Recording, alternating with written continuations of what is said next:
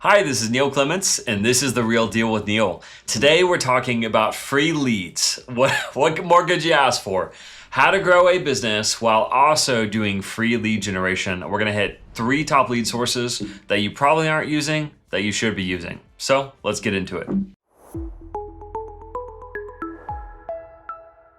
So I was sitting at the REtipster Inner Circle event. This was in Wyoming a few weeks ago. I'm not ready to be back, by the way, but here we are, and here I am. Had a ton of fun. And there was several 6-figure, 7-figure land investors sitting around in a circle masterminding for several days. And during that event, we started talking about, revenue and profit and lead sources.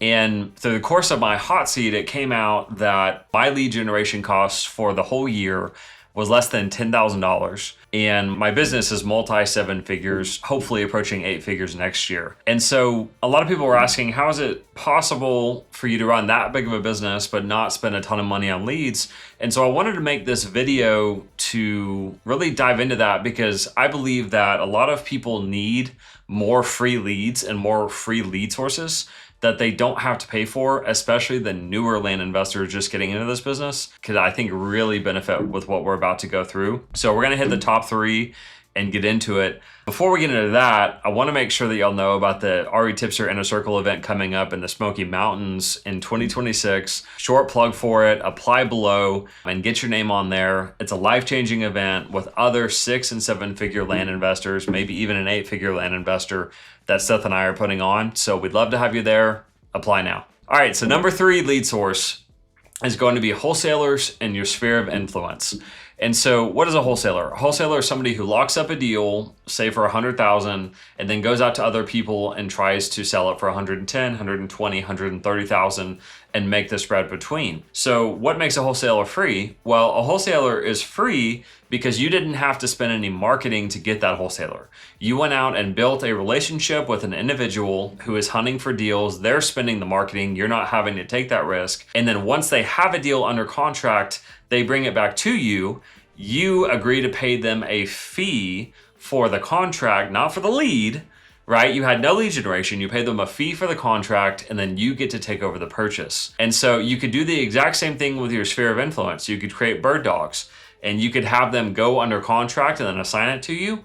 Or you could just agree to pay them a referral fee at closing for any deal that they bring your way. And so a really good way to do this is reach out to 10 wholesalers, reach out to 10, maybe even 20 of your family, your friends, of anybody who you think would like to make money, probably everybody, and tell them what you're looking for. If you're looking for a certain type of land, certain size, a certain price range in a certain county, a certain state, a certain geographical area, why not go into even Facebook groups and find the wholesalers in that area? Reach out to people, build connections. If they know what you're looking for, then they can find deals for you. And it becomes very, very simple, because then you're just reminding them, hey, I'm still in the game, still looking for deals. Here's what I'm looking for. You find something, send it my way. And the trick with wholesalers is that the wholesalers send the best deals to the ones that they like. Because a lot of people say about wholesalers, it's like, well, I'm only getting their emails and I get all the crappy deals, and wholesalers don't actually have good deals. They just lock up properties above market value and try to send it to me. Well, if you're like C tier, D tier, that's correct. But if you're like A tier on their list of this is the property they want, I'm gonna send it to them, they're gonna give me an answer same day or within a few hours, that's how you get the good deals from wholesalers. And then the same thing with your sphere of influence. You gotta respond to them fast. You have to be on it. That way you can get the best deals. All right, number 2, realtor relationships. And now take it with a grain of salt. This is coming from a realtor, but let me tell you what realtors want, how you can fill that gap, and then how they can benefit you as well. So realtors want buyers. We can all agree, yes. Realtors want to work with buyers like you. 2, realtors want easy transactions. And not only that, they want double-side transactions. You give them the ability to do that, right? If a deal is good enough for you to make, say, buy for 50, sell for 100, like you can throw a realtor a bone and pay them 10% commission, right? And you're still way positive on what you're trying to accomplish. Now, you might not have to, but the reality is if you want business from realtors, you need to throw them bones and you need to give them either some of the profit or you need to pay them really well. That way they come to you every single time. What else about realtors? Realtors want to make the highest dollar per hour. So if a realtor knows, hey, I have a buyer in my back pocket, he wants this type of property in this area for this price, and all he's doing is making matchmaker between a buyer and a seller, again, realtors want the highest dollar per hour, just like you do as an investor. Realtors also want the front end and the back end of the deal. So if a realtor brings you a deal, not only do you pay them commission on the front end when they bought it to you, you're also going to pay them commission to list it on the back end. Because a real big problem that I see with a lot of land investors is that in general, we as a population of land investors don't like realtors. And that was very apparent just by every land investor I've talked to, even the ones who reach out to me for comps. It's like, hey, I want your comps, but I don't want to list with you. I want to go list with a discount broker. I'm going to list for $100 over here. And I would just say that you're missing the point. You're trying to save what is a few $1,000s on one transaction or even 10 transactions that you're selling on the dispo side, when you could be looking at these realtor relationships on the acquisition side and building a really deep relationship with your agent. And also they send you back deals. And I mean, imagine this. Even just between these two that I've shared with you so far, which is, wholesalers, sphere of influence, and realtors. Imagine you had a deal army that you trained exactly what you were looking for. Again, price, area, you're very specific. And imagine deals flowing into your inbox, hitting your phone as a text, people calling you all day long and saying, hey, I got one for you. Here's the price, here's the property. And you're basically just doing due diligence and putting out offers and making sure that everything looks good. And that's your whole business. Well, the reality is that is a lot of people's business. It's just not yours yet, or it's not to the extent that I just said. And so what you need to do is start building these relationships. Well, how do you start? Well, you pick up the phone and you cold call, just like you would cold call like a landowner for leads. Well, why aren't you cold calling realtors? Why aren't you trying to build relationships with them? Because the reality is that these wholesalers, sphere of influence, and realtors, if you go to one of them, for every one person that you talk to, they're going to talk to, say, 10, 20, 30, 50 people a day, each realtor, each wholesaler. And so your reach is magnified by 20x, 30x, 50x for every person that you talk to and you bring into your sphere, versus every cold lead you talk to from a mailer, from a texting campaign, from a cold calling campaign, PPC, etc. That's a one-to-one, right? One seller talks to one person, versus a 1 to 20, 1 to 30, 1 to 50 relationship, which is business to business versus business to consumer. So you see how powerful this can get and how exponential it can get when you build relationships. Not to mention, this is all free. Like I said before, we're talking about free lead generation, yet also this free lead generation can be superior to paid lead generation. All right, so my top source, and this is in my business, is actually MLS searches. And stay tuned. Don't click off.